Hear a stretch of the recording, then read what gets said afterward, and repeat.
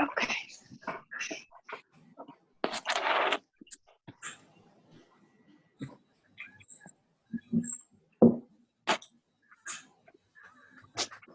Okay, we're kind of waiting for everybody to get connected here. Those of you that just joined us, thank you for joining us. We'll start here in just a second. Got 2, 3 more looking to connect the audio. Okay.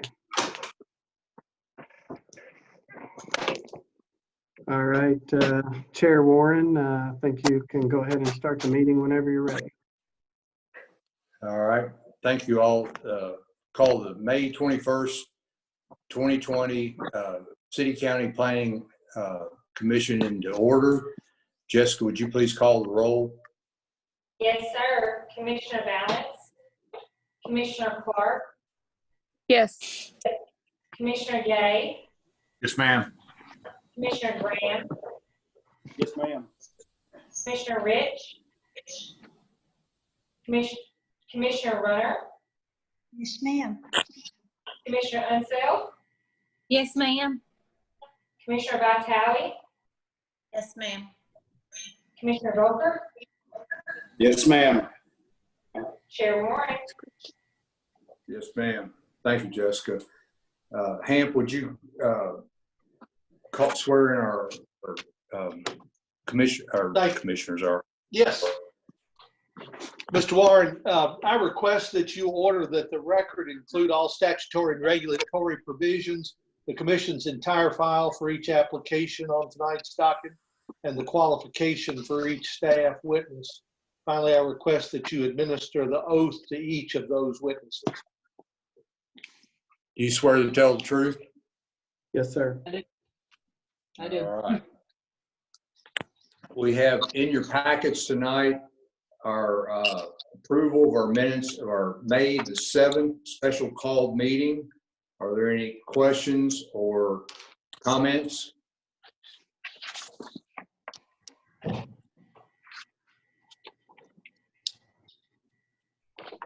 No comments or questions. So we approve those as applied for, correct, Ben?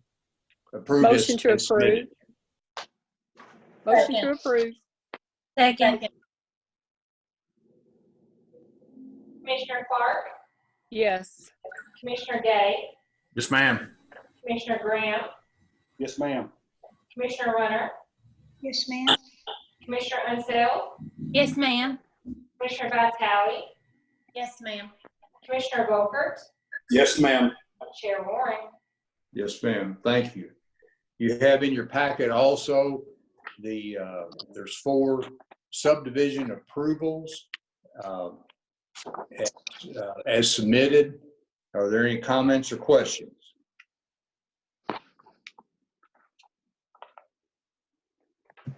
Hearing none, they are submitted as part of the record. Correct, Jessica? All right. And we have 1 letter of credit and performance bond to reduce it and convert the performance bond on Springwater Phase 2 and 3 from $790,000 to a cash bond in the amount of $158,000 from Penn Oak Estate LLC and Charles DeWeese Construction. Motion to approve the letters of credit and performance bond as submitted. Second. Commissioner Clark, Commissioner Clark, Yes. Commissioner Gay, Ma'am. Commissioner Graham, Yes, ma'am. Commissioner Runner, Yes, ma'am. Commissioner Unseld, Yes, ma'am. Commissioner Vitale, Yes, ma'am. Commissioner Volker, Yes, ma'am. Chair Warren. Yes, ma'am. Thank you. Is there any old business tonight? No, sir. Okay. We'll move into is there any new business other than what's been presented? If not, we'll enter into our public hearings. Our first public hearing is 2020 13Z County, Jerry and Bonnie Miller, have filed an application to rezone a tract of land containing approximately 6.59 acres located at 506 Cleveland Drive from ag to RR rural residential with a general development plan.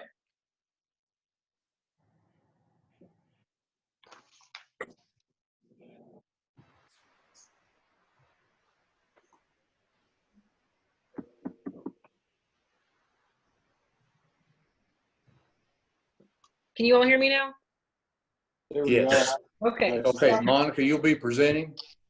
Yeah, I will be presenting all of these tonight, so Okay, thank you, Monica. seatbelts. Yeah. All right. Thank you, Chair Warren. I will pull up the aerial here. We had a pre-application conference for this property on February 5th. Property you see here outlined in yellow. As Chair Warren has already stated, that property is zoned agriculture. This area might look familiar to some of you because we've had some other cases in this area.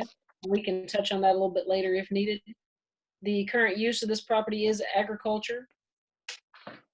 And the future land use map is low density residential. That land use designation comprises areas designated for single family detached development and attached single family development, including twin homes where each unit is platted on its own individual lot with gross densities ranging from 0 to 4.5 dwelling units per acre. Higher densities may be possible with the conservation style development as permitted by the zoning ordinance. And I will pull this up so we can reference this as we go along. The applicants are proposing to subdivide the property into 2 single-family residential tracts, as you see here on the concept plan. That resulting density on this 6.59 acres would be 0.30 dwelling units per acre. The proposed rural residential zone is a potentially compatible zoning designation in the low-density residential category and may be appropriate if the Planning Commission determines that the proposed development is compatible with the surrounding area. On the first page of your staff report, under the compatibility with the surrounding development, I'll just note that the property is heavily wooded and sinkholes are known to exist in the area of the property.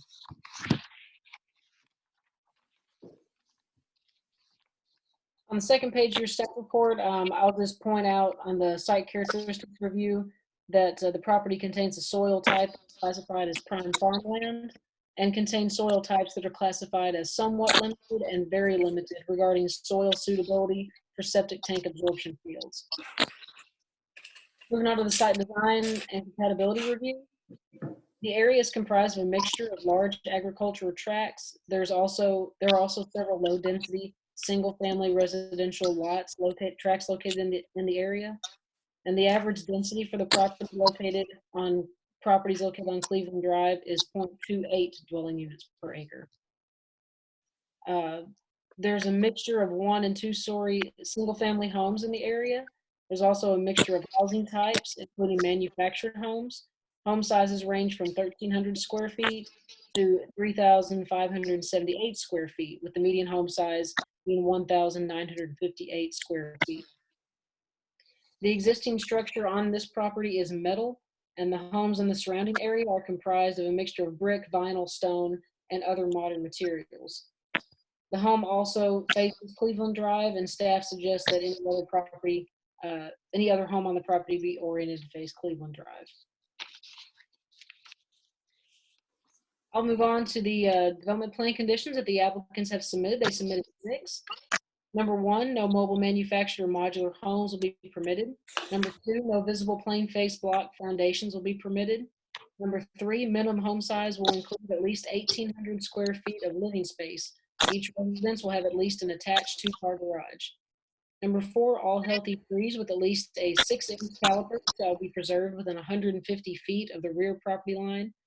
Number 5, any new lot shall obtain a site evaluation from the health department prior to recordation of the plat, and any new access to the property shall be coordinated with and approved by Warren County Public Works. The Focus 2030 category review, there were 16 items that staff included with this report. The application was found to comply with 8 of those and may comply with the others. Those are LU 113, which deals with compatibility. LU 2, if the proposal is a high quality development that will protect the character of the area.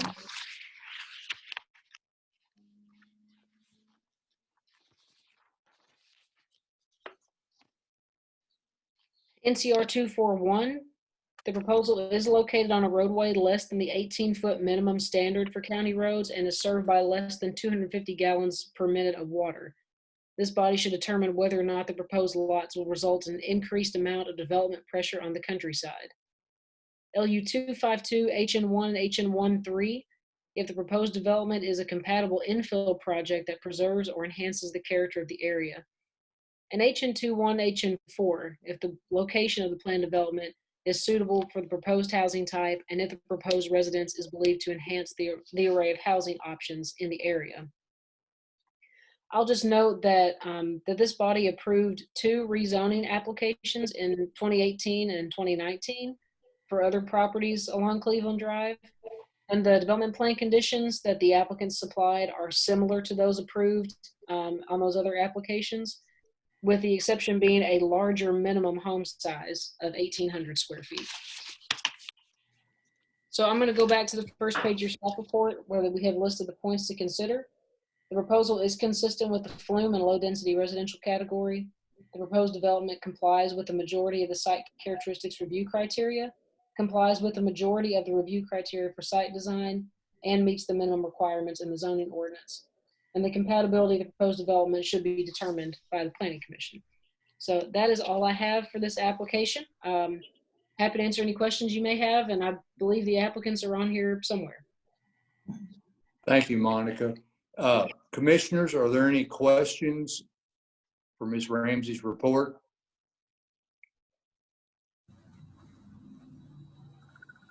Okay, is there? Commissioner Clark has a question, but she was muted. Okay. Try again, Commissioner Clark. Okay, Monica, is there a reason why we're attempting to do RR instead of RE when there's all the surrounding properties seem to be RE?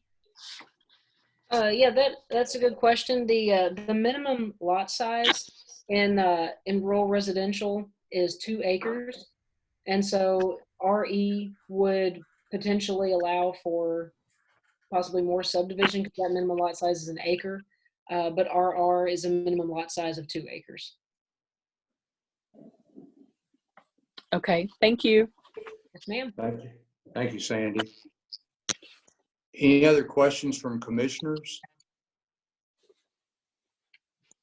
Is there any opposition to this report?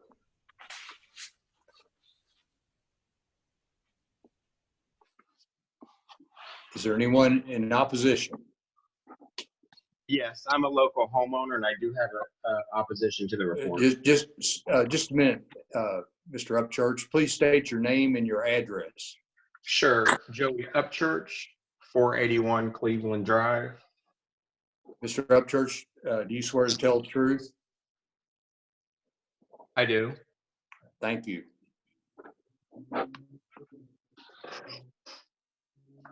Go ahead, Mr. Upchurch. Okay. Yes, I do have a couple concerns because the new building on there is a steel commercial type agricultural building. So I don't really see the need to change it from agricultural and to split it up into residential when most of us are still agricultural. And according to the original land developer, Mary Bandy, which I have spoke to, she specifically put restrictive covenants in the subdivision in 1968 that says it cannot be changed from agricultural, no mobile homes, and certain things. So I do notice that you guys have approved some other things on this road that she said it should not have been done. So I'm just kind of confused why we need to rezone everything from agricultural when there's a horse farm that backs right up to this property as well. That's all I have. Thank you, Mr. Upchurch. Monica, would you like to answer his question or any of the staff?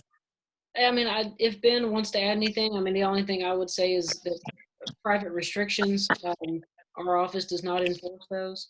And so I don't know, we've had the question of private restrictions come up before. And I know, Ben, I don't know if you want to add anything else to that. No, that is correct. We do not enforce private restrictions, and often those expire. I do not know what the situation with these are. I haven't reviewed those, so I don't have any further comment. Hamp, do you want to add something? You all have correctly stated our position on those covenants. So, the Mr. barn- Upchurch, do you understand what's being said? That I do. I understand the covenants. I just don't really understand why an agricultural lot that backs up to a horse farm and then has a commercial agriculture metal building just built needs to be split up and changed to residential when this is an agricultural area. Monica, is it to create another lot? Yes. Okay. Yes, this was what I've got pulled up here, and I'll kind of toggle back and forth. Here's the survey of the existing lot, 6.59 acres. And then I'll toggle over to the next slide here. They've shown the proposed lot division here. I'll zoom in a little bit, that will help. For 3.9 acres and a 2.6 acre lot. So Monica, would you comment on what the future land use map says for this area of the county, and also what the compatibility of the proposed use for this property would be with the surrounding neighbors?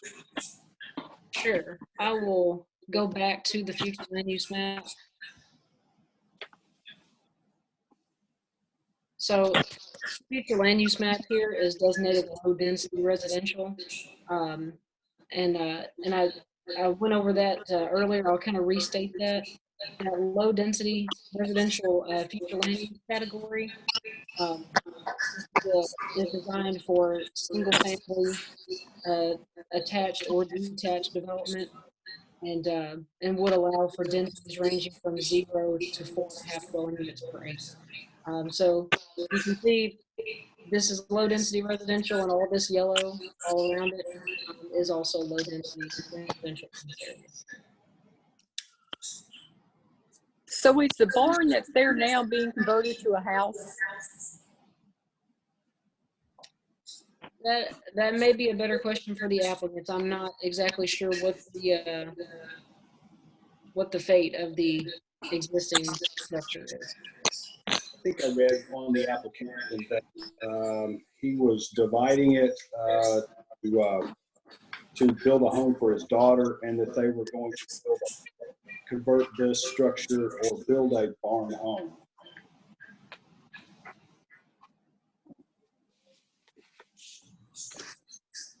That's what it says in the notes from the applicant. The pre-application notes. Okay. My name is Beverly Stevens. I live at 223 Cleveland Drive. Can you all hear me? Yes, ma'am. Yes. Okay. As I understand, that there's already a structure there, and then Mr. Upchurch has said that this backs up to a horse farm. I thought that this backed up to Sylvan Circle. Is that correct? I'm not aware of a horse farm. I'll go back to the aerial. Aerial might be too close, but yeah, that's a little bit close. So this is just zoning map. There is the property in question outlined in red. Yes. And then right to the south of it, it shows where it's running along Cleveland Drive. The streets are all indicated in white, so that's Cleveland Drive there.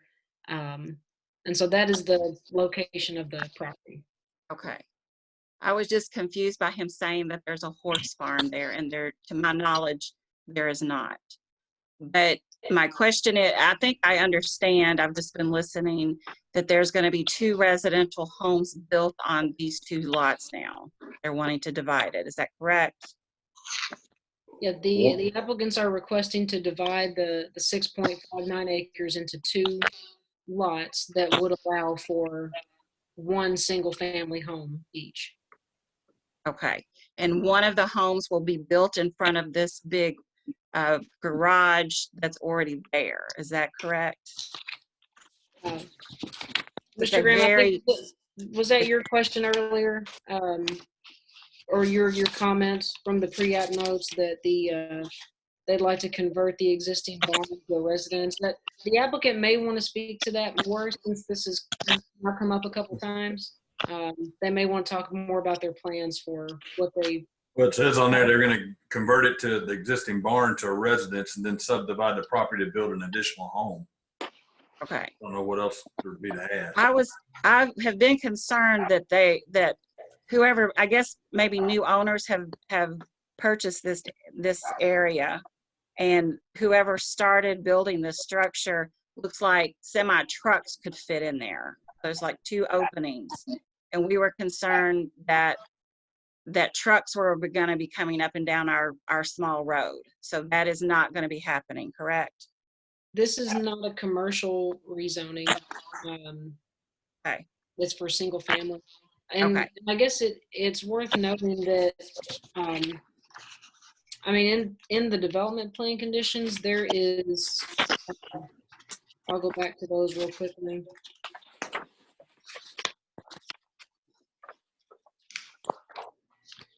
And I know we keep looking at the pre-app notes, and that's why I keep mentioning maybe the applicant should speak to this. There's nothing in the pre-app, or I'm sorry, in the development plan conditions that specifies the existing structure has to remain or has to be converted. We have the development plan conditions for minimum home sizes. So that's why I'm saying that the applicants, if they have something to add, if the question is an issue, then they may want to answer that, because there's nothing that says they have to use the existing structure, or convert it or anything. Ms. Stevens Yes. and Mr. Upchurch, let us hear from the applicants. Jerry and Bonnie Miller, have you heard the questions?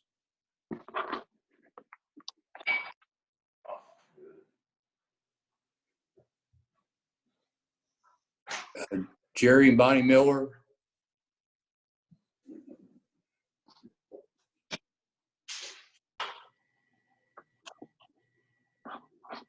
I think there's one just called iPhone, and looks like somebody's trying to speak. I don't know what just happened there, but so they're trying to speak. So you need to, let me see here.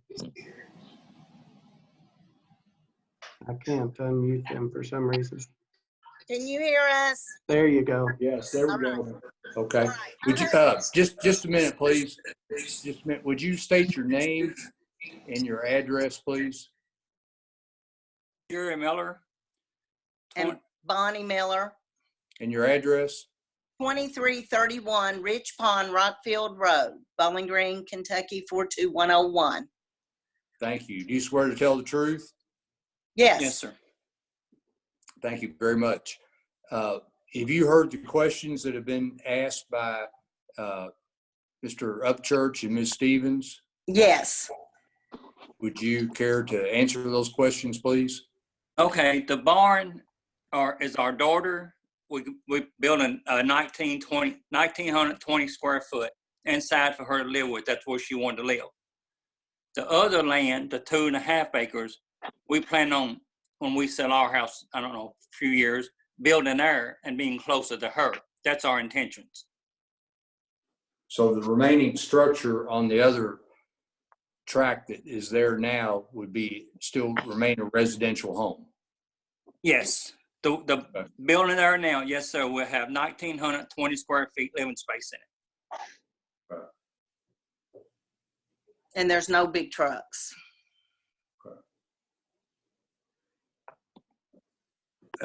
Ms. Stevens, Mr. Upchurch, have you heard the comments from Jerry and Bonnie Miller?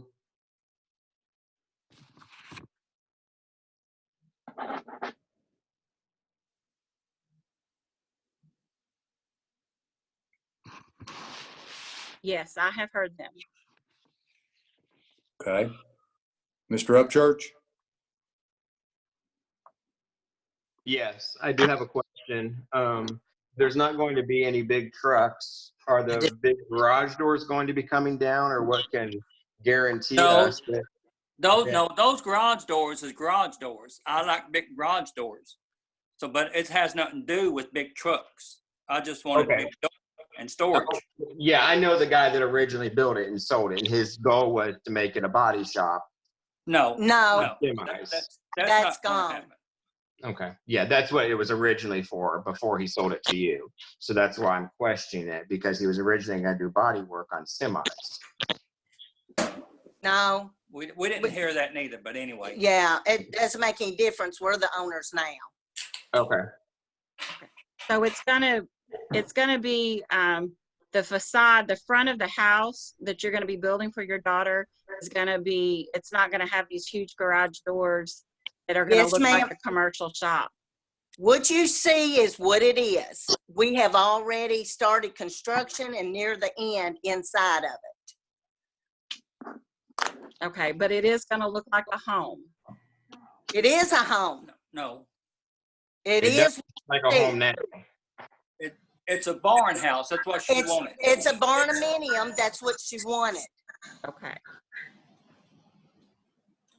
And Mr. Upchurch, I wanted to say to you, I realize now looking at the map that this does not back up to Sylvan Circle. There is a horse farm there that's off Moorhead Road.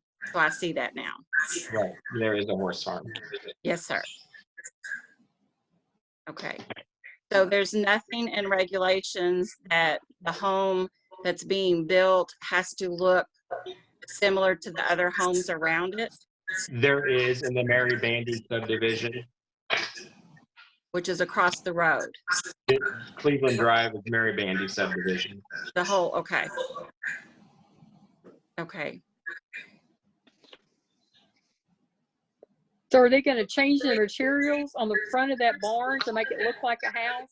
Or is It looks, no, ma'am, it looks just like a house. It has a front porch, it has a front door, 2 windows, it has poured concrete slabs, stamped concrete in the front of it.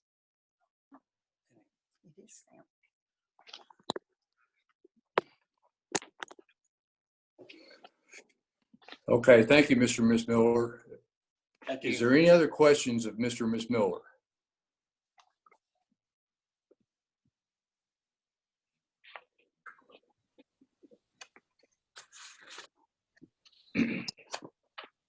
Hearing none, we appreciate all of your comments tonight and would call for a motion for the proposed zoning change. I make the motion to approve the proposed zoning map amendment together with the condition upon the general development plan docket number 2020-13 County, based on the testimony and documents presented in this public hearing. The proposed zoning map amendment consistent with the adopted Focus 2030 comprehensive plan, demonstrated by its compliance with objectives and action items presented in the staff report. Therefore, the proposed zoning map amendment is in agreement with the adopted comprehensive plan. Further, I request this motion include a summary of evidence and testimony presented by the public hearing. Second. Second. Jessica? Yes, sir. Commissioner Clark? Yes. Commissioner Gay? Yes, ma'am. Commissioner Graham? Yes, ma'am. Commissioner Runner? Commissioner Runner? Yes, ma'am. Commissioner Unseld? Yes, ma'am. Commissioner Vitale? Yes, ma'am. Commissioner Beaufort? Yes, ma'am. Chair Warren? Yes, ma'am. Thank you. The motion has been approved. We appreciate everybody's comments. Second item tonight is 2020-21Z County. Matt Napier and Charles Crossland have filed an application to rezone a portion of a tract of land containing approximately 4.34 acres located at 600 and 630 Hill Road from Ag to RE residential state with the general development plan. So Monica. Thank you very much, Chair Warren. We had a pre-application conference on April 22nd for the property you see outlined here in yellow. That property, as Chair Warren just said, is zoned agriculture. Its current use is agriculture, and around there you've got mostly agriculture and single-family residential uses. The future land use map is designated low-density residential, similarly to our last application.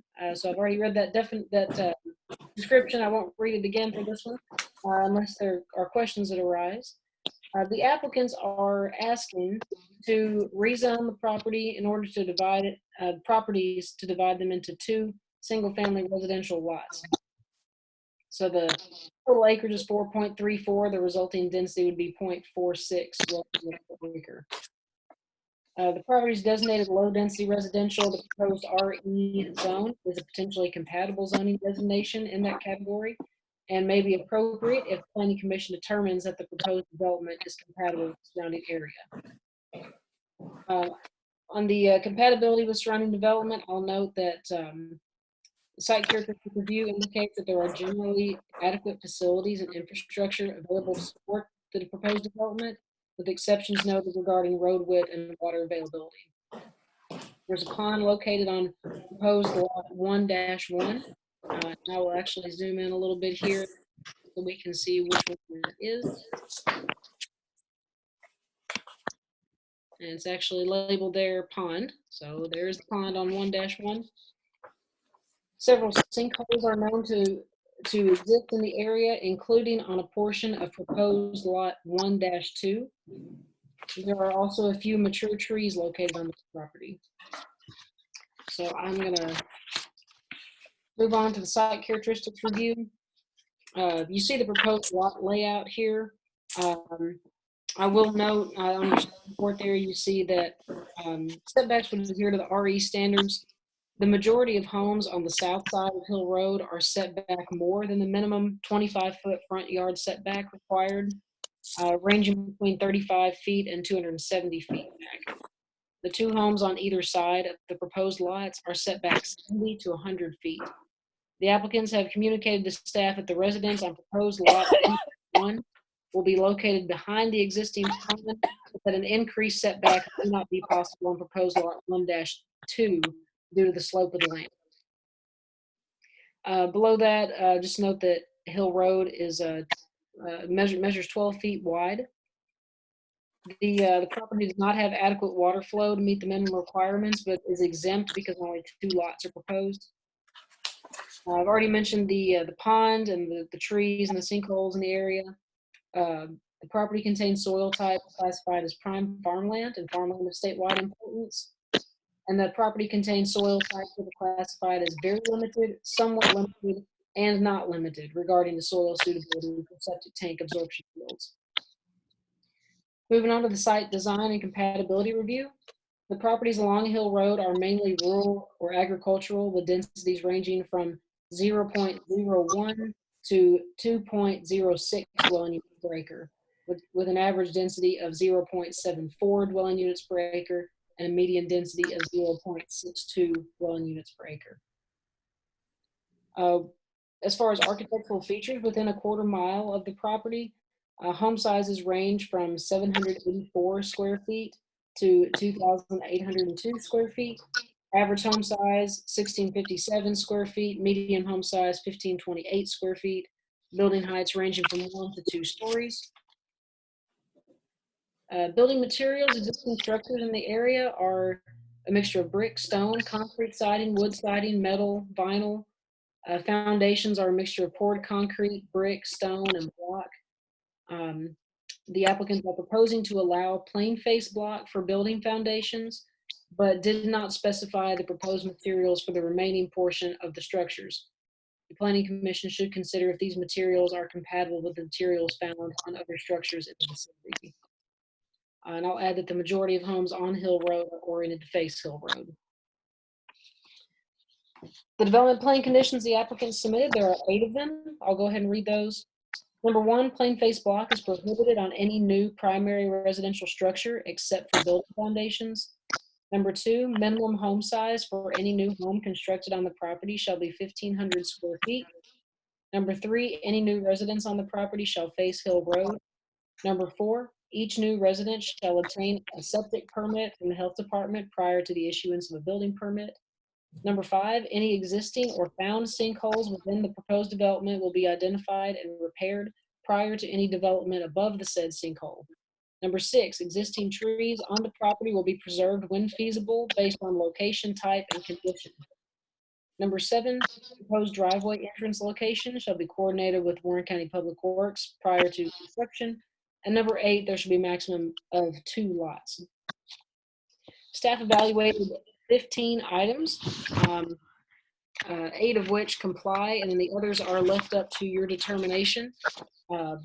Those include LU 113, which deals with compatibility. LU 2, if the proposal is a high quality development that will protect the character of the area.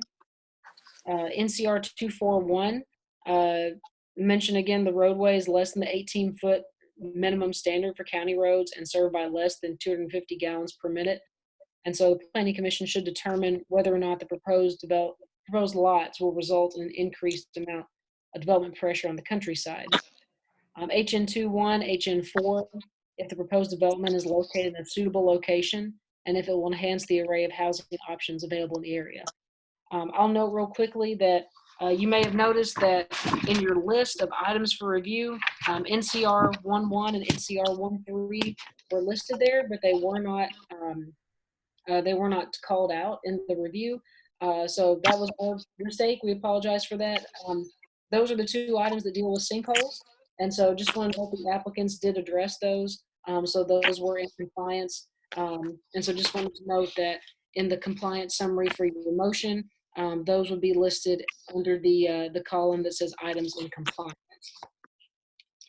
So with that, I will go back to our points to consider. The proposal is consistent with the flume and low density residential category. Proposed development complies with the majority of the site characteristics review criteria and meets the minimum requirements in the zoning ordinance. Complies with the majority of the review criteria for site design with considerations noted regarding the proposed building materials for new residences on the property. And the Planning Commission should determine if the proposed development is compatible with the area. So that's all I have. I'm happy to answer any questions. I believe the applicants are in here as well. Thank you, Monica. Commissioners, any questions for the report presented by Monica for this change? Did the applicants indicate what type of building materials they intend to use? We do not have a development plan condition addressing that, so that might be a better question for the applicants. Thank you.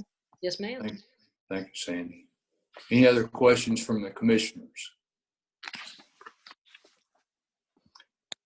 In our audience tonight, is there any opposition to this request?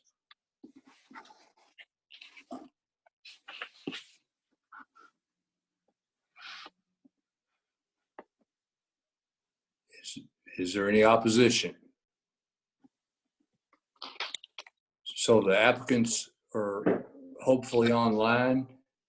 Matt Napier is the applicant and Charles E. Crossland is the property owner. Are you all available? Yes, sir. Yes, sir. Please, both of you, Mr. Napier and Mr. Crossland, state your name and your address, please, for the record. Eddie, go ahead. Eddie Crossland, 600 Hill Road. Matt Napier, currently 600 Hill Road. You swear to tell the truth? Yes, sir. Yes, sir, I do. Thank you, gentlemen. So we have our applicant and the property owner on our Zoom call tonight. Are there any questions from the commissioners to the applicant and property owner? Gentlemen, do you have any idea what kind of building materials you intend to use? Yes, ma'am. The current plan is to do a traditional stick house with a block foundation, but the plan was to make it look like a pole barn house and to bring the metal all the way down so you don't see the block foundation. I'm sorry if you can't hear me real clear. We're both sitting next to each other on different phones. Um, um, Want to give it out doing a barn house, but might be leaning more towards doing just a traditional stick house at this moment.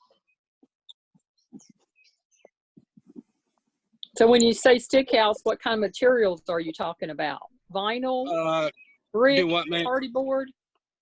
No, metal on the outside, like a pole barn house, but everything else on the inside would be like a traditional stick home. So, Mr. Napier, you said that you would, I think one of the questions was the foundation being of plain face block. Did you say that you were going to change that and put the metal all the way to the ground to cover that? Yes, sir. If it would make it look better, that was the plan. But I'm leaning on a traditional stick home with a garage, likely with vinyl siding. I'm back and forth between the two. There's just been a lot of issues with if you were going to do a post frame home, a pole barn home. So I've just turned away from that for now.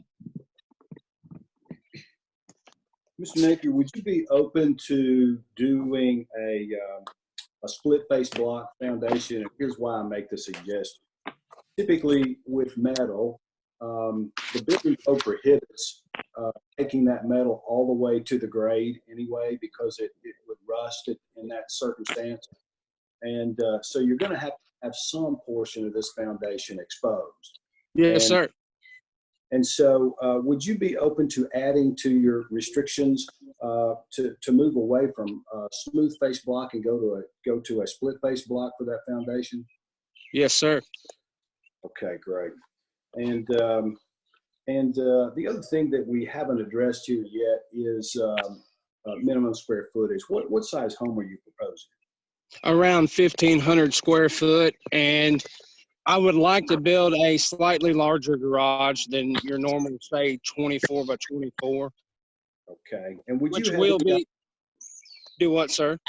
I apologize for the delay. Would you have any opposition to adding a 1,500 square foot minimum to the plan conditions? That's already number 2, sir. Number It's 2. already in there. Oh, it is? I'm sorry. I apologize. That's okay. That's all right, Mr. Green.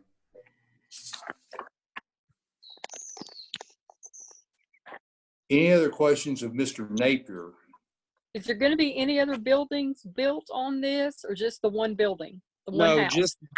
just the one house. And if Eddie wants to speak up on the other lot, if not, I can answer. That land, the 1-2 in the diagram, slopes down very far from the road and then back up. There's really no plan in the future to build there or sell.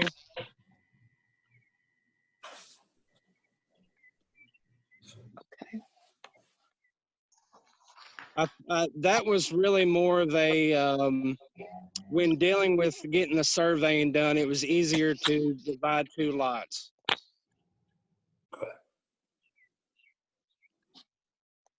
This is a question for staff.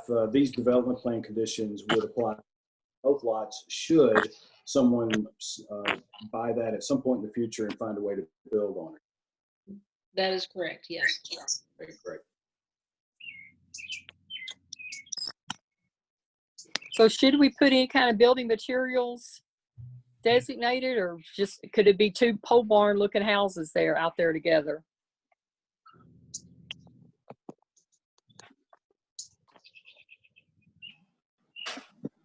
I mean, I'm okay with the pole barn look.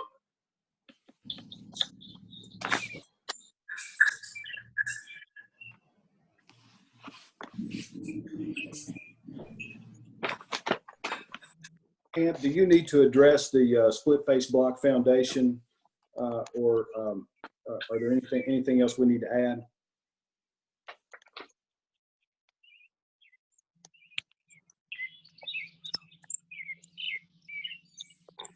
Yeah, can you all hear me?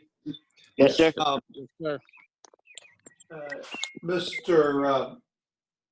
Mr. Napier, Yes, sir.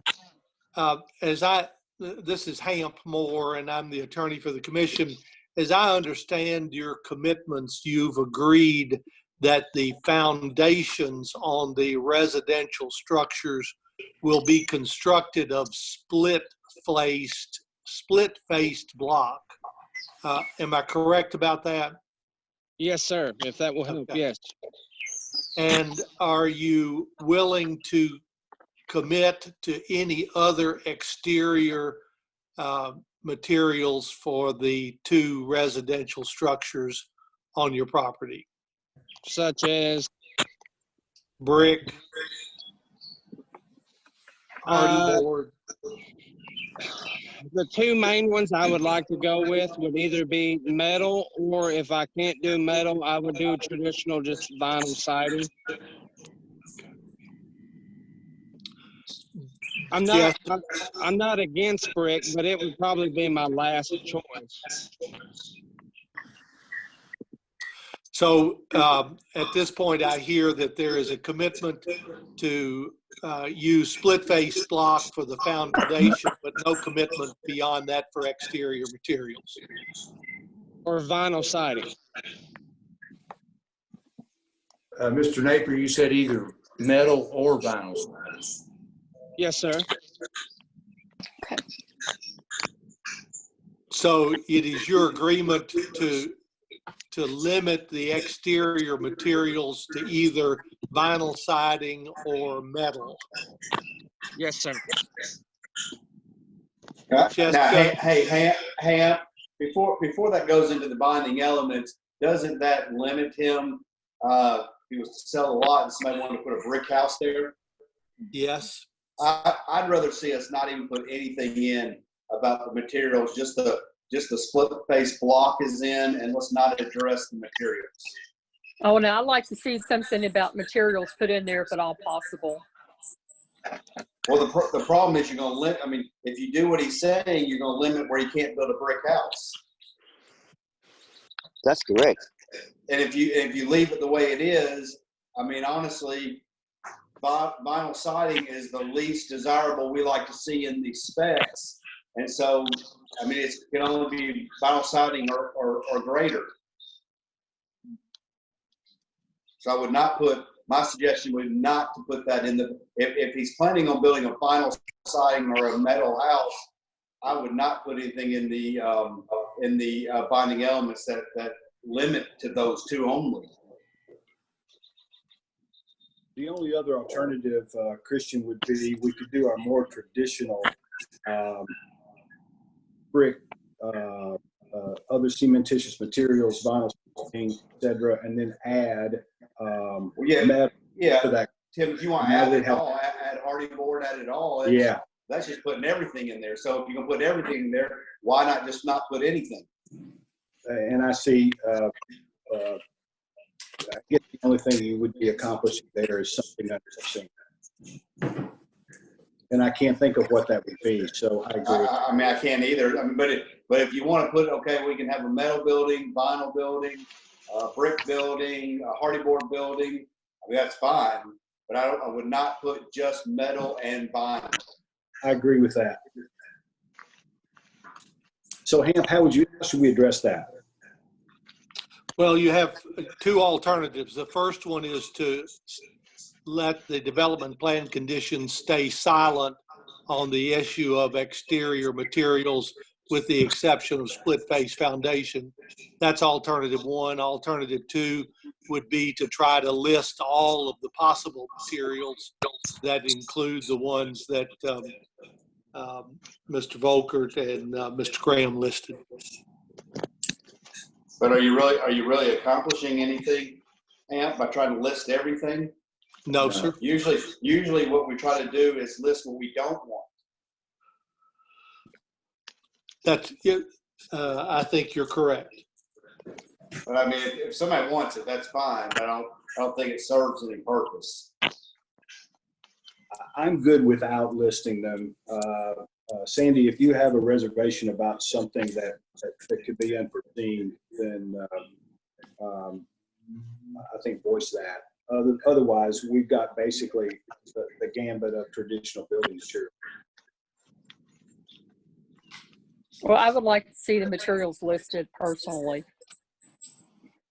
Okay, then let's just list all the materials available. So Hamp, we would traditionally see vinyl, cementitious siding, brick, other masonry materials, and of course we would have to add to that list, correct? That's correct. Jessica, are you clear on that? I guess I would specify what exactly it needs to say so I can request that. Yeah. So the language of development plan condition 1 would be as follows. Plain faced block is prohibited on any residential structure. Split faced block will be used for foundations. Exterior materials may include brick, vinyl, modern masonry, cementitious material, or hardy board siding. And metal. And metal. I have it, sir. So now, Mr. Napier and Mr. Crossland, do you agree to that development plan condition? Yes. Yes, I do. Thank you.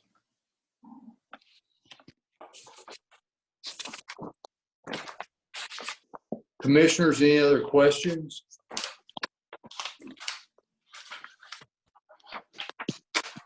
Thank you, Mr. Crossland, Mr. Napier. Would call for a vote. Would call for a vote on this proposed zoning map amendment change. I make a motion to approve the proposed zoning map amendment together with the condition on the general development plan, docket number 2021 Z County, based upon the testimony and the documents presented in this public hearing.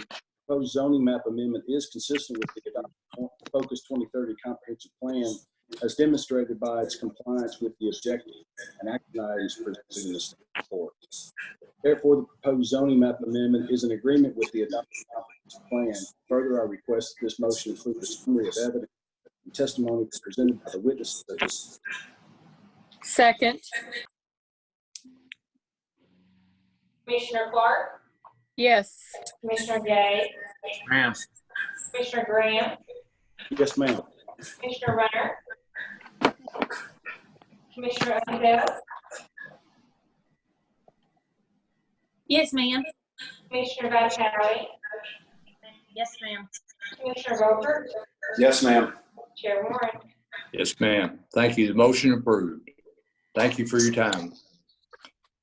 Our next item tonight is 2020-22 ZBG United Housing Partners, Bowling Green, LP and SP Investment Fund, LLC, care of Gil Seaton, have filed an application to rezone a tract of land containing approximately 2.53 acres located at 1149 College Street from CB, Central Business, PUD, Planned Unit Development with a General Development Plan. So, Ms. Ramsey? Thank you, Chair Warren. I will, I probably won't have as much to point out on this staff report unless you all request it. But I'll go through a couple items real quickly.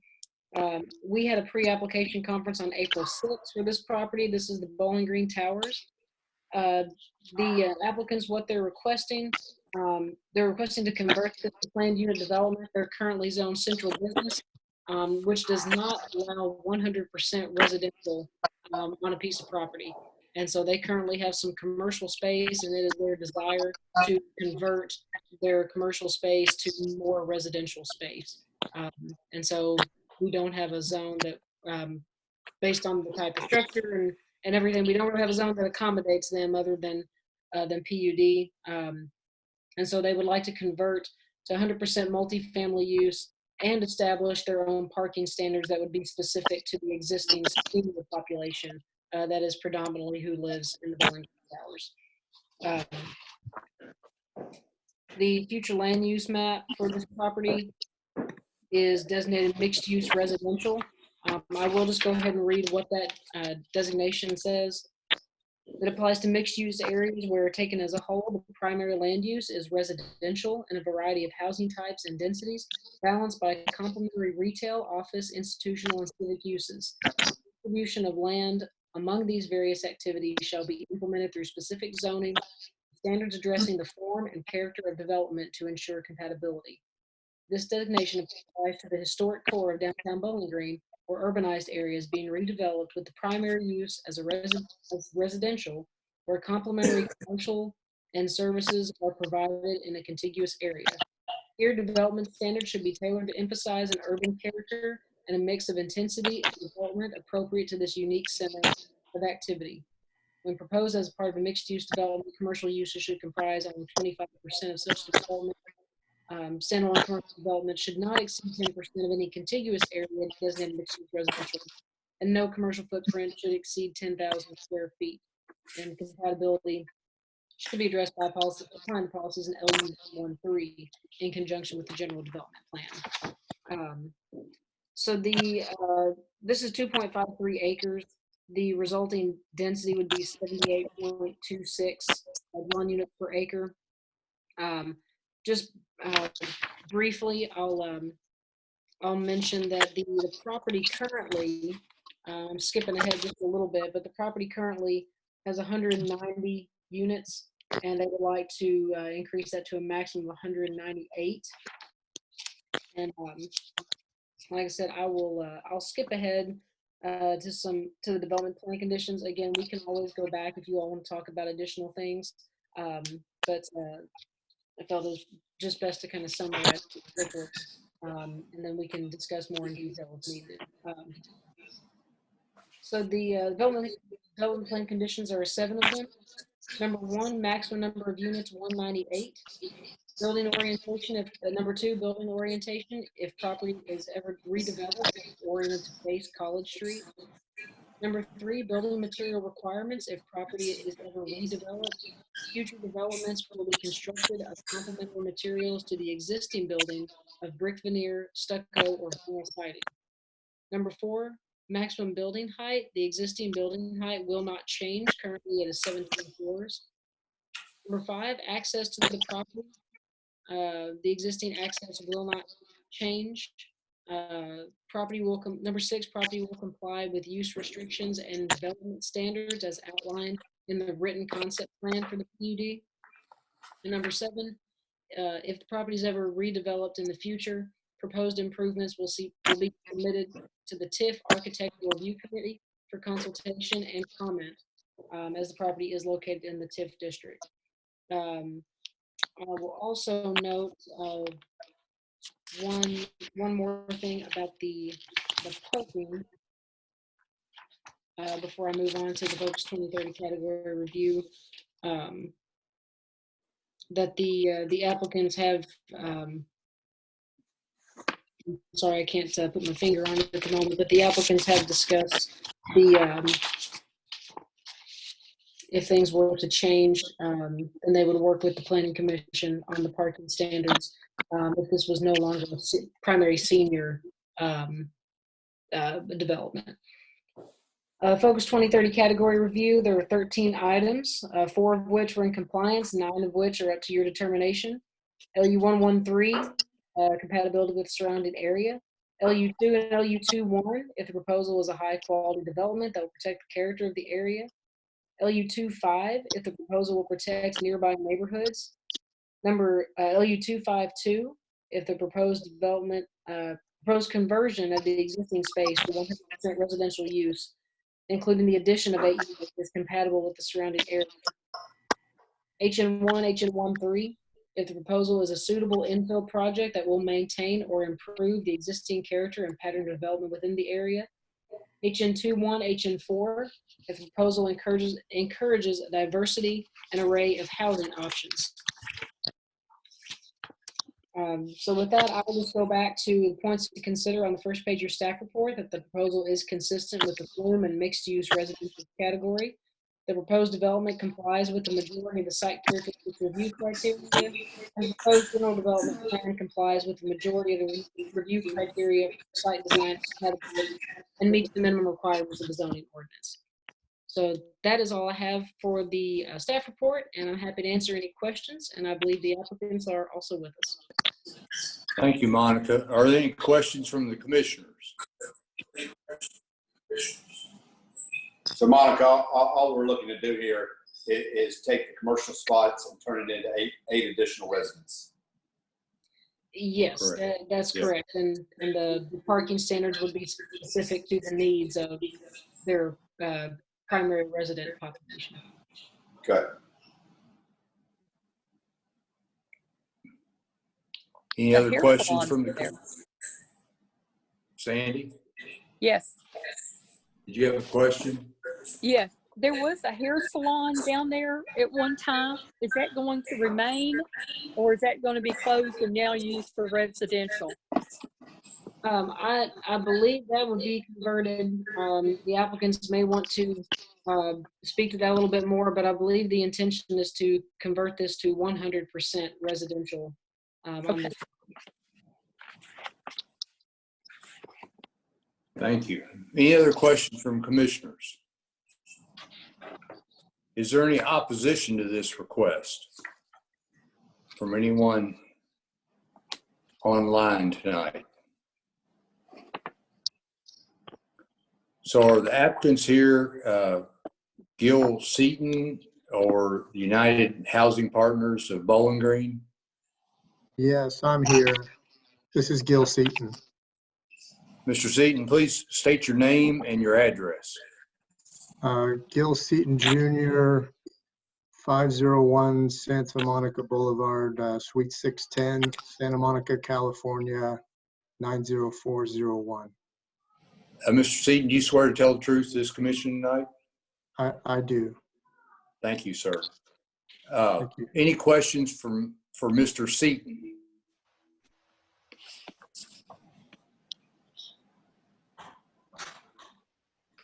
Mr. Seaton, is it your intent to convert all of the commercial buildings on the property to residential?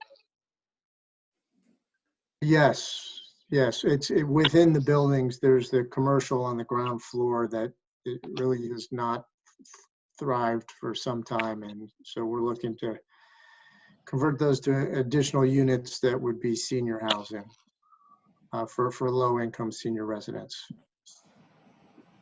I see. Thank you. Thank you.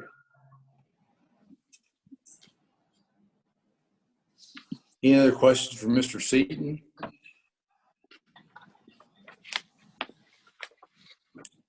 Thank you, Mr. Seaton, for being here tonight. Call for a motion, please.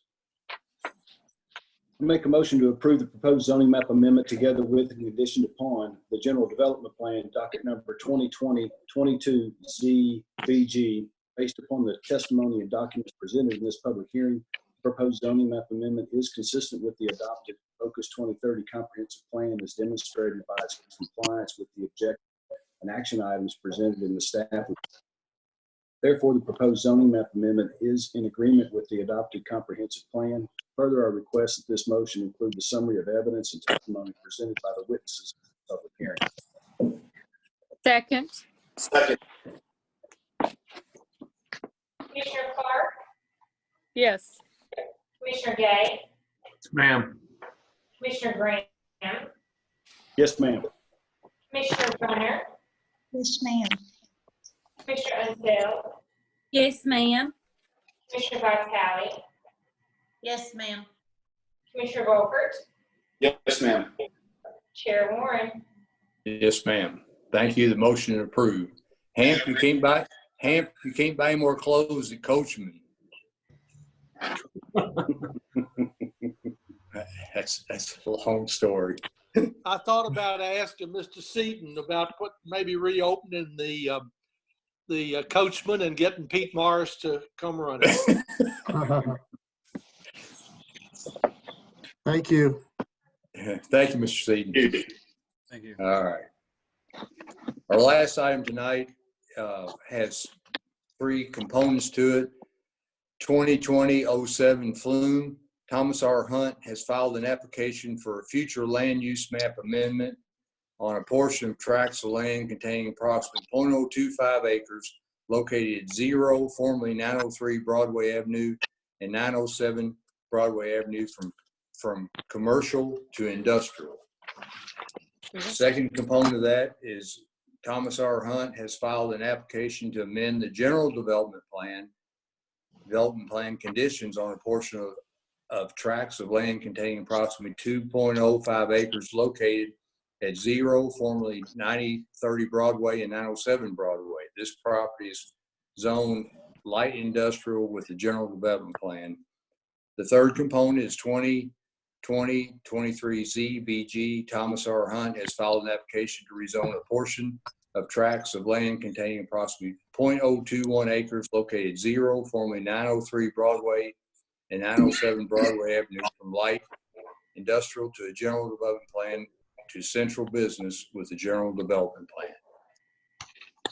Okay, Monica. All right, thank you, Chair Warren. Okay, so bear with me here. I'm going to skip ahead to the concept that Rachel was kind enough to mark up for us.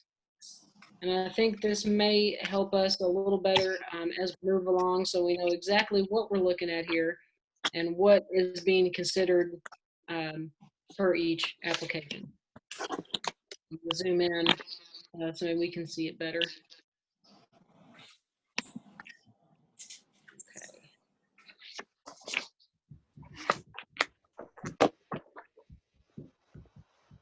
All right, can everybody see that okay? Yes. Yes. Okay, so Rachel has color coded for us in green. That is the area that is being considered for the proposed zone change to central business. So the half of the development here, approximately half that's lined up right along Kenton Street there. That's the part that's considered for the zone change to central business. The other part of the development that's shaded in blue, that is what we are considering for the proposed future land use map amendment to industrial and the development plan amendment. In other words, that part would remain zoned light industrial.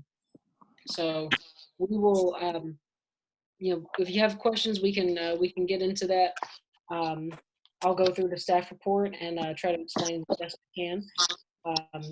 We had a pre-application on September 13th for the property. And so I've kind of given the basic rundown of what their intention is. Currently, the property is on light industrial. I will jump ahead just a little bit regarding the development plan conditions. Previously, there was a awning company at that location, and the development plan, formerly known as Binding Elements, prohibited any other type of activity other than that on the property. So that was not going to work for what the applicants would like to do. They would like to amend the general development plan to allow limited warehouse use, including associated delivery service, to operate on this portion of the properties. And so they may want to tell you more. The applicants may want to explain more what that is here in just a little bit. As far as the current future land use designation, that is commercial. I'll go ahead and read that into the record. That designation consists of a broad array of commercial development, including individual commercial, retail service, hotel, office businesses that may exist along the highway corridor or a business district, as well as larger planned shopping centers and office parks. Limited high-density multifamily uses are allowed to be mixed into commercial areas. These uses should be limited to upper stories or blended in or scattered among commercial uses, no more than 25%. Any contiguous area designated commercial should contain multifamily uses. Compatibility to be assessed, applying policies in LU 113. Now, the applicants, like I said, for a portion of this are requesting to change that future land use map to industrial. So the industrial designation consists of areas developed or suitable for the uses permitted in the light industrial and heavy industrial zoning categories. Because such areas require rail and truck access, future industrial development will continue to gravitate to the rail corridors and I-65 interchanges. Complementary service and commercial uses are allowed up to 25% of the total contiguous area. And then compatibility will be assessed by applying the policies in LU 113 in conjunction with the general development plan. So these properties were originally zoned general business, and they were rezoned from general business to light industrial, which was I-1 at the time in 1989, and they were converted to LI in 2001. So for the applicant requesting to amend the future land use map to industrial for a portion of the properties, if the Flume amendment is successful, the proposed development plan amendment would be consistent with Flume. The proposed central business zone for the other portion is a potentially compatible zoning designation in the commercial Flume category, and the Planning Commission should determine if the proposed development and the proposed changes to the development plan are compatible with the surrounding area. So I'll go on here to the future land use map. You have there, yeah, sorry, I'll get to that in just a second. Future land use map, that section there, you have down there at the bottom, the outlines the procedures for amending the future land use map. And so the applicants have submitted the following narrative to address that request to amend. The proposed use is arguably warehousing, thus requiring the industrial Flume designation. However, the actual activity on the site will not be intensive. The number of employees working at the building and the traffic generated by the business will be minimal and far less than other uses such as restaurants in the immediate area. All of this assures that the intensity of the use will be compatible with other uses in the area. The proposed development plan conditions impose restrictions which would serve to further minimize the intensity of use and therefore the compatibility of the surrounding area. So we'll get to those development plan conditions in just a second that they referenced. You see here the, sorry, I'm going to minimize this for just a second so it'll be easier to toggle back and forth to the other maps if we need to.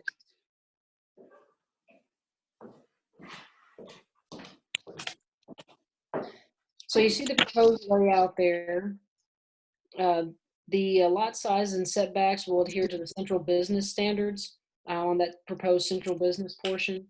The existing building that will remain on the light industrial portion of the development does not currently meet the required side yard setback along the southern property line, nor the required 50-foot setback required when adjacent to a residential use.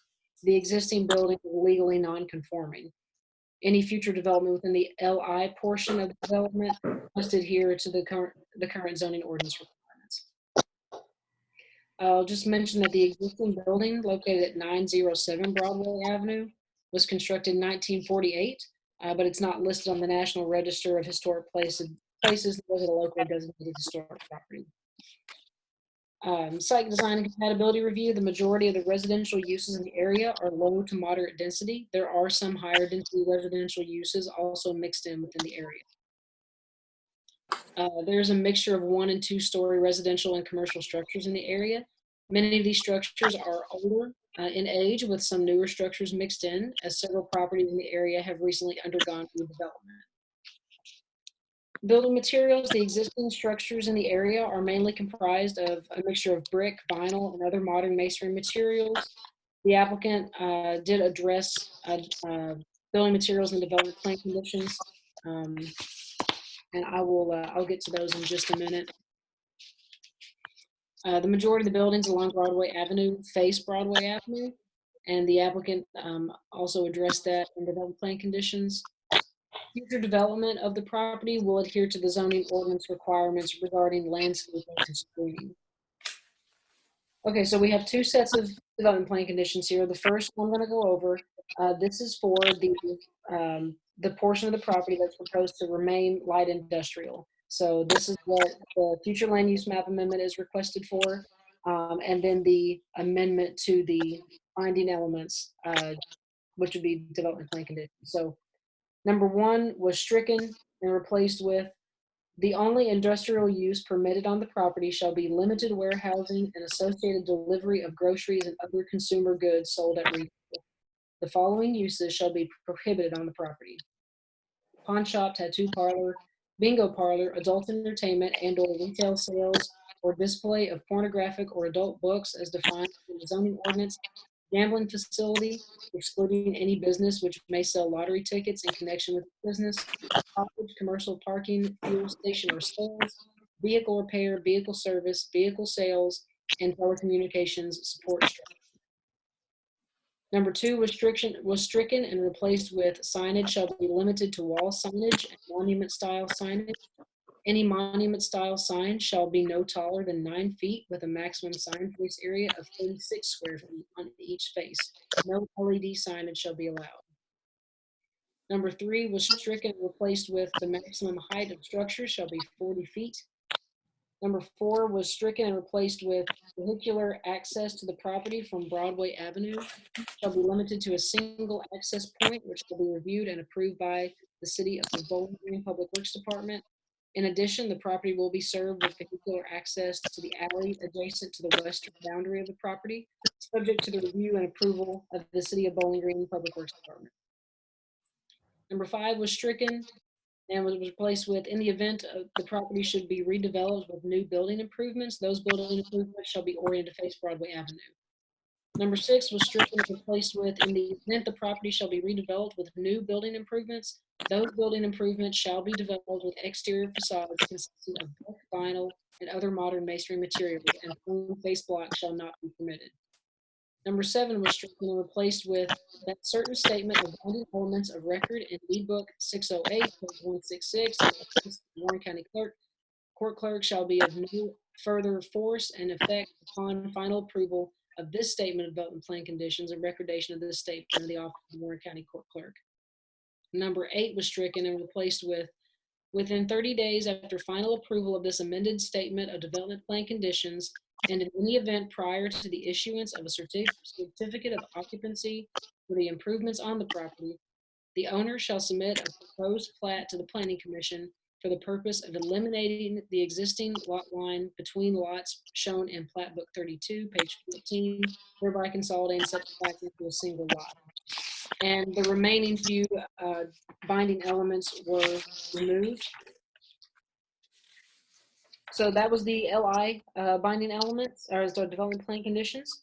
And I'm now going to go into the development plan conditions that were proposed for the central business portion of the development. I will note that I forgot to mention from earlier in the staff report that the future uses for this portion of the properties is not known at this time, or is to be determined.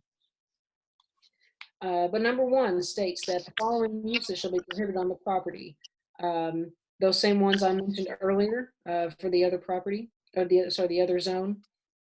Number 2, signage, similar, the same, no taller than 9 feet, 36 square feet, no LED sign.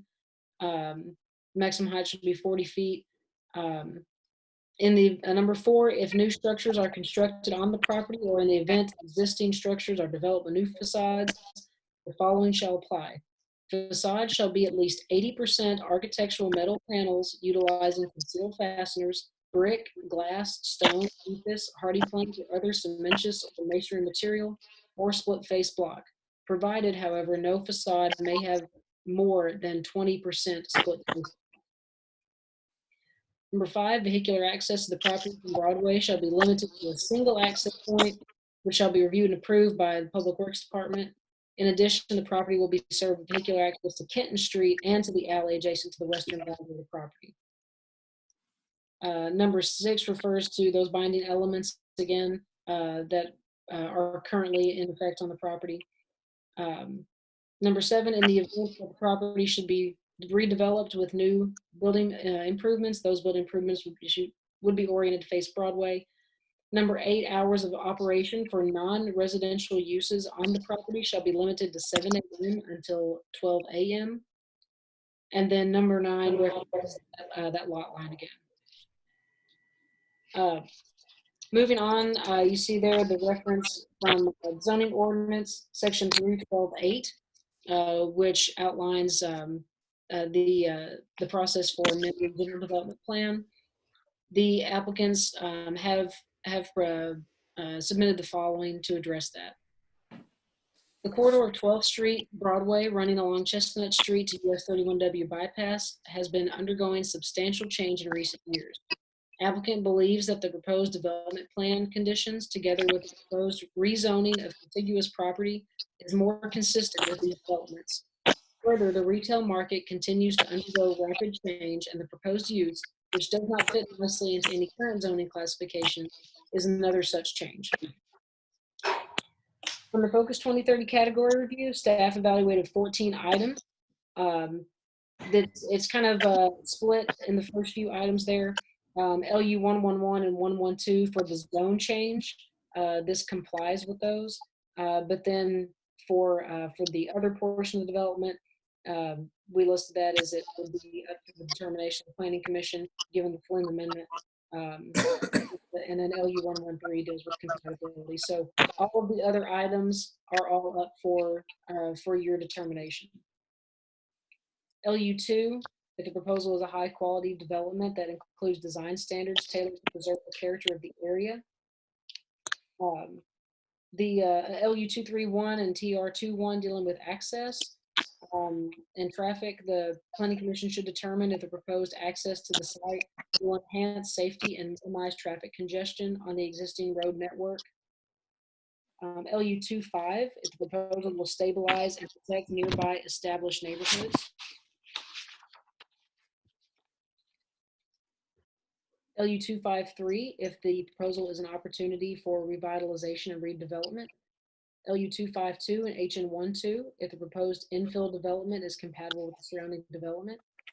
HN1, HN13, if the proposal is a compatible infill development that will maintain or improve the existing character, pattern of development, and urban design within the area, and if it will strengthen existing neighborhood districts.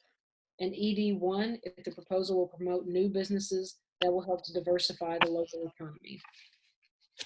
So with that, I'm going to go back to the first and on to the second page where we have our points to consider listed.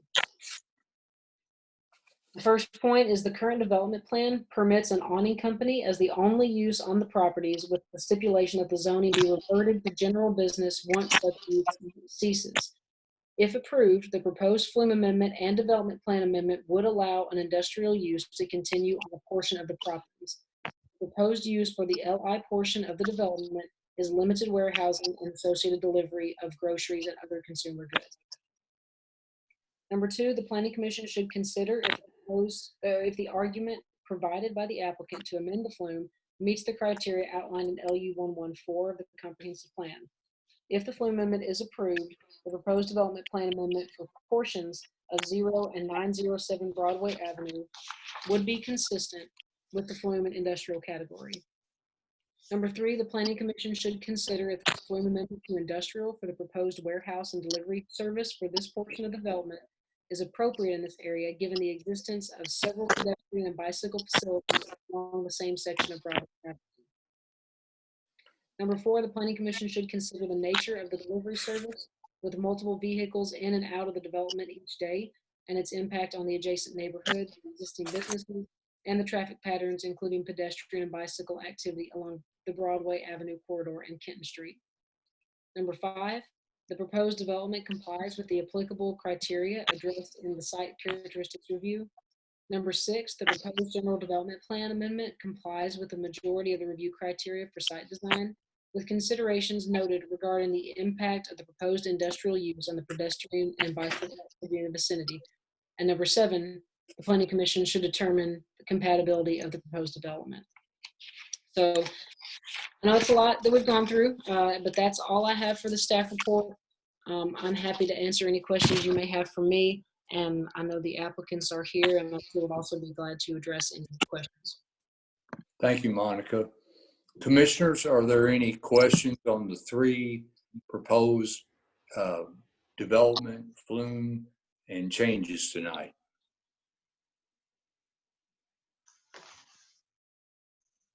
Monica? Yes, ma'am. Hey, did they talk to you about what type of product would come in there? Would it be on a semi, a box truck, vans? What, did anybody discuss anything like that with you about how, because I mean, that area is so tight in there, the delivery of the product that they're going to be taken out, I'm just concerned about how it's going to be brought in. Was that ever discussed in any of the meetings? I don't have any record of any discussion about that. The applicants may be able to address your question better than I could. Okay, thank you. Yeah.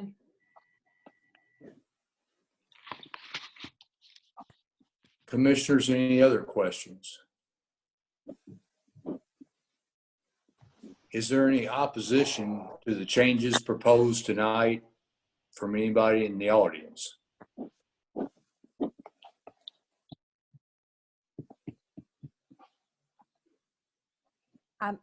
I'm not sure if this is the time to speak. It's not an opposition, but I'd like to speak. Just a minute. Is your name Melissa Whitley? Melissa Whitley. Yes, All sir. right, Miss Whitley, would you state your name and your address for the record?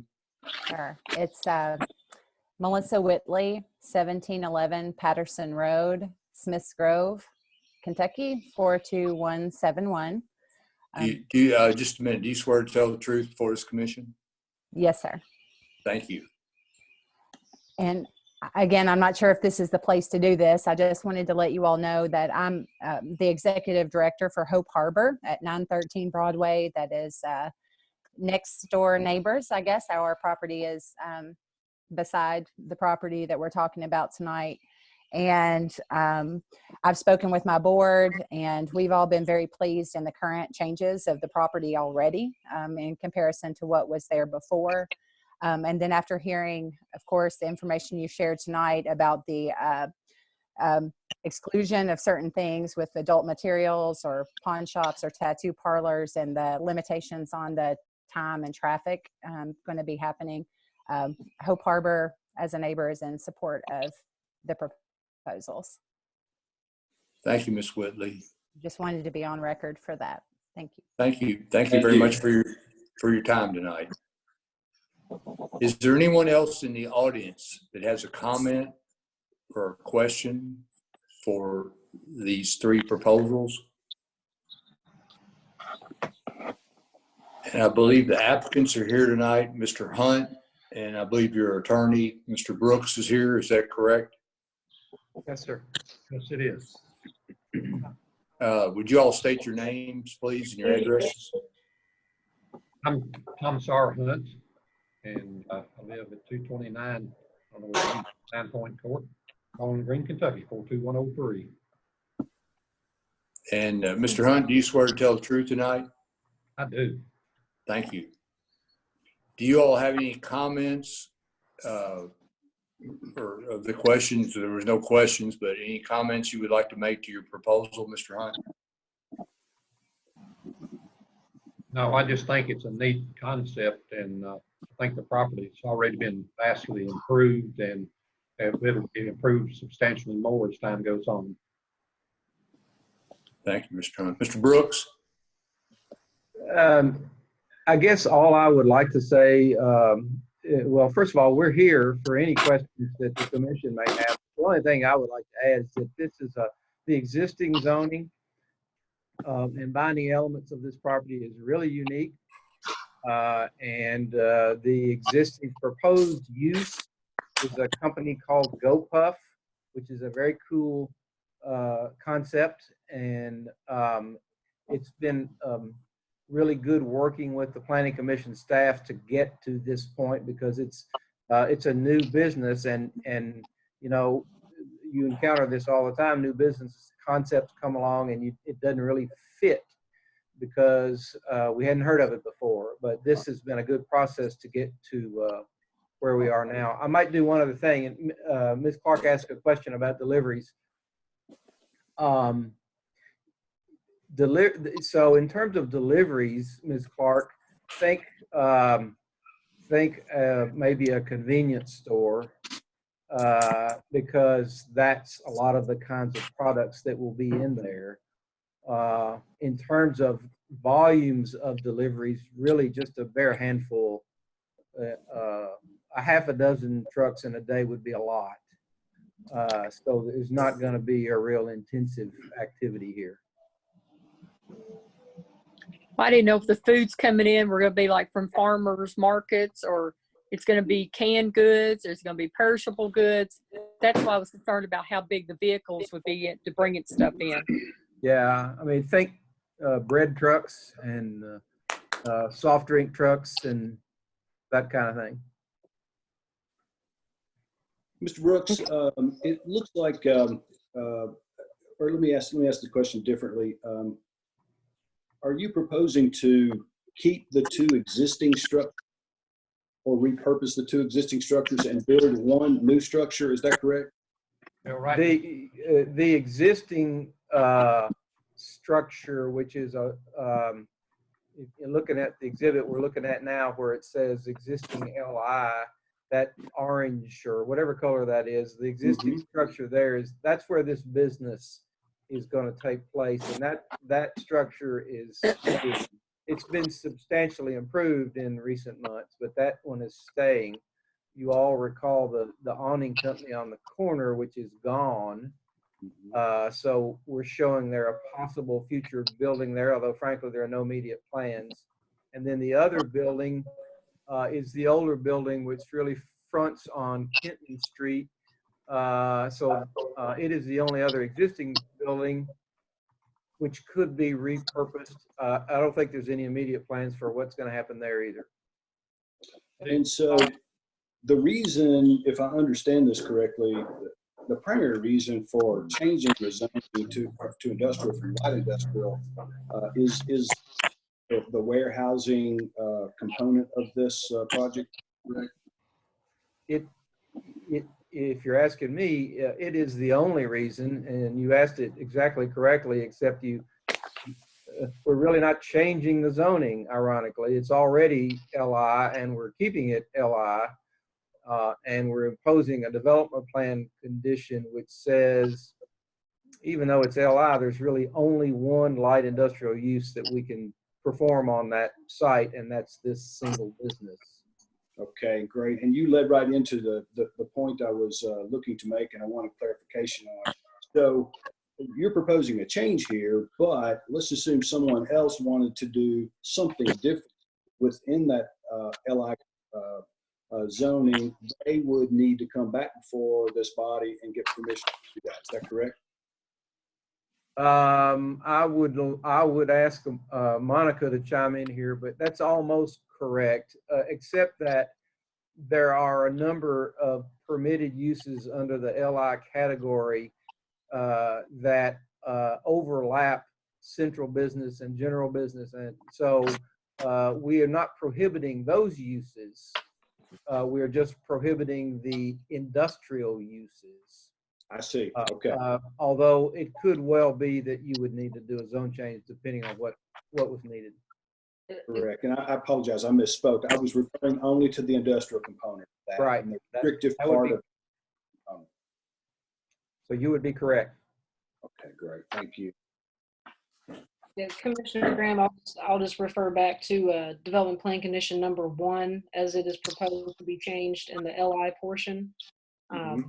That it states that the only industrial use allowed on the property would be limited warehousing associated delivery of groceries and other consumer goods sold at retail. So if someone was wanting to do something other than that, they would have to do a development plan amendment. I see. Okay, thank you very much. So, but just to be sure, Ms. Ramsey, thank you. Would you interpret that to mean, though, that if there were a use that is not only permitted industrial, but is also permitted, for example, in central business, we've not prohibited that, and we would not need a zone change? Yeah, that's correct. The only industrial use that would be allowed is this use, and then those other uses that might fall into central business would be prohibited as listed, other than, of course, what's not mentioned, then that would be allowed. Right. Okay. I might just add the reason that they might end up having to come back and rezone anyway would be parking requirements for whatever that potential use might be. Zoned LI, there would be parking requirements. Central business, there would not. So that would probably control whether or not something would have to be rezoned in the future. Agreed. Chair Warren, before I forget, we do have a Mr. Chris Davis who wants to make a comment as well whenever you feel the appropriate time to allow that. Sure. Mr. Davis, would you state your name and address, please? Yes, sir. My name is Christopher Davis. I live at 1223 Kingston Street. Do you swear to tell the truth, Mr. Davis? Yes, sir. Thank you. Well, I have mainly just two questions. One of the questions, my internet's been spotty right now. My first question is the hours of operation for the business. We live, well, I will show you. We live directly across the street from their back door. And we were just wondering how, if they're going to be using that back door frequently, how often and how long it's going to take place each day, and what kind of noise this is going to produce. My daughter's, I have an 11-year-old daughter, and I also have a intellectually developed foster son who lives here as well. Both of their rooms face the proposed warehouse or proposed business. Mr. Brooks or Mr. Hunt, would you care to answer the question, please? Yes, sir. The what I call the rear entrance, the alley entrance back there that I think Mr. Davis is concerned about, will really only be used in sort of normal business hours. So, 8 a.m. to 8 p.m. or something like that. They will not be used at all during late hours, and that would be where we would have the handful of deliveries a day that I mentioned to Ms. Clark. So the hours will be reasonable and the use will not be intense at all back there. Okay, that was our main concern, is to have warehouse workers cursing and or any type of music going on in warehouses, and what type of beeping noises from trucks all hours of the night. Yep. So does that answer your question, Mr. Davis? It sure does. Thank you very much. Thank you. Thank you for your question. Just a clarification though, are those hours of operation in the binding elements for that LI piece, the development plan conditions? No, they're not. Thank you. Mr. Brooks, would you be open to adding those hours of operation to the binding elements? I would be open to putting a development plan condition relating to the use of the access point we just talked about to the hours we just talked about, 8 to 8 or something like that. The Broadway access, which won't be delivery trucks, they'll be vehicles, will be used, frankly, much later hours.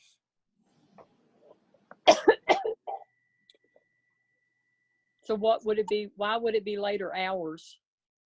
I guess I'm confused. Well, I was just talking to Mr. Davis about what's going to be happening back there on the alley near his house. And those are the deliveries, Ms. Clark, that I talked to you about earlier. Those are incoming deliveries.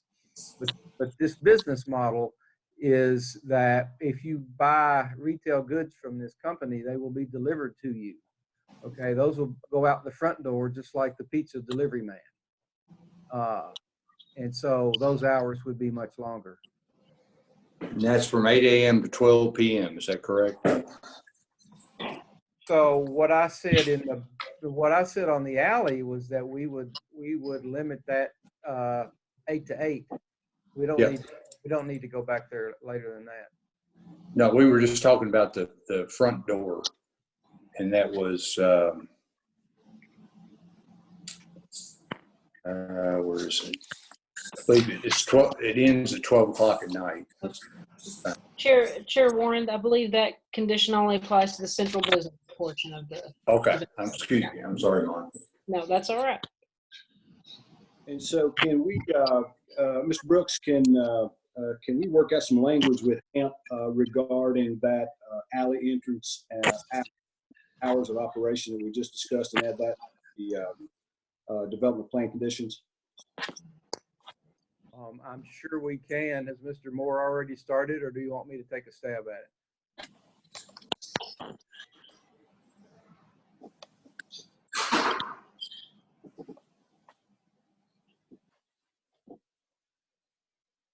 Hamp, are you with us? So let me. Okay, Kevin, can you hear me? Yeah, I do. Okay. So first of all, suggest to me which development plan condition we need to amend. All right. So I would say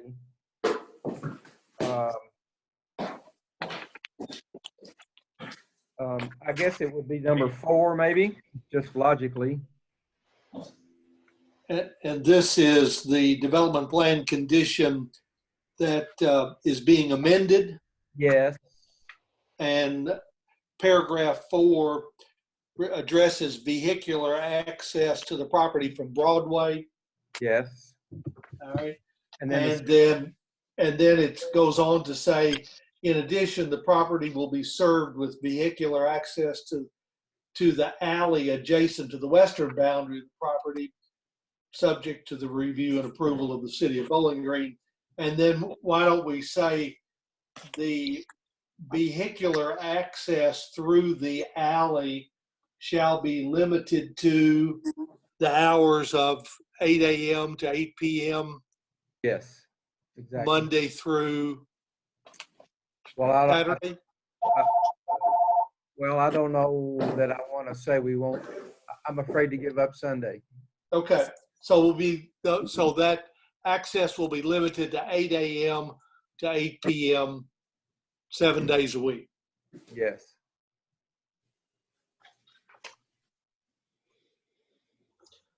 Have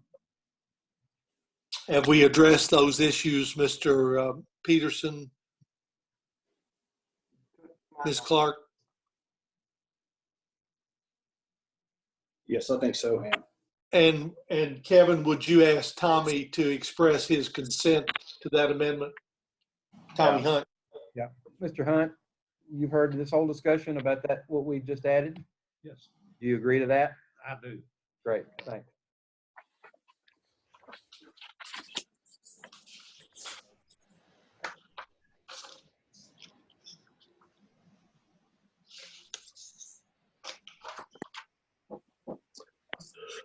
So in that same set of binding elements, do we need to put the time for the Broadway Street?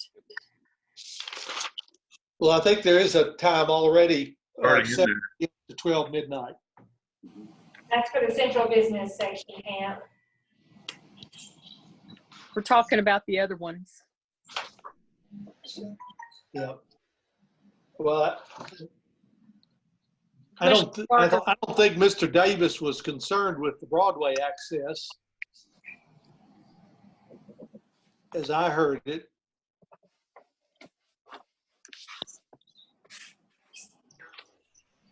So is there a desire to limit access off of Broadway?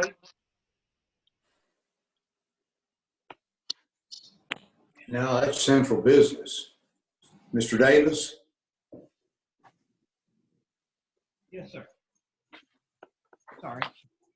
No, anything on Broadway, it doesn't affect us. Okay, great. Thank you. Thank you.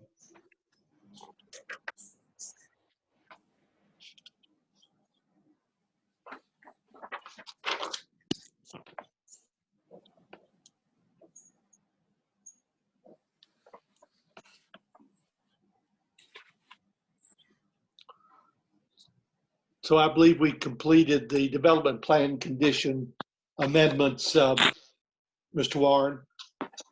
Yes, sir. Thank you, Mr. Moore. Are there any other questions from the commissioners or anybody in the audience for the 3 changes tonight?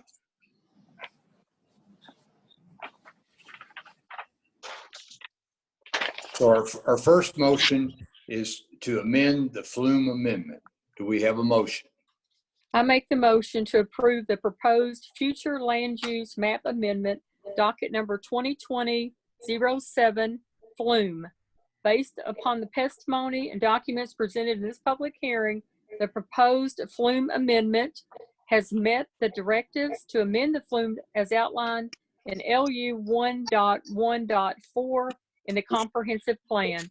Further, I request that this motion include the summary of evidence and testimony presented by the witnesses at this public hearing. Second. Commissioner Clark, Yes. Commissioner Gay, Yes, ma'am. Commissioner Graham, Yes, ma'am. Commissioner Runner, Yes, Commissioner Unseld, Yes, ma'am. Commissioner Vitale, Yes, ma'am. Commissioner Volkert, Yes, ma'am. Chair Warren. Yes, ma'am. The motion passes. Our second motion is the development plan amendment. Do we have a motion for the development plan amendment? I make I a make a motion motion. the proposed general development plan amendment docket number 2025 DP based upon the testimony and documents presented in this public hearing.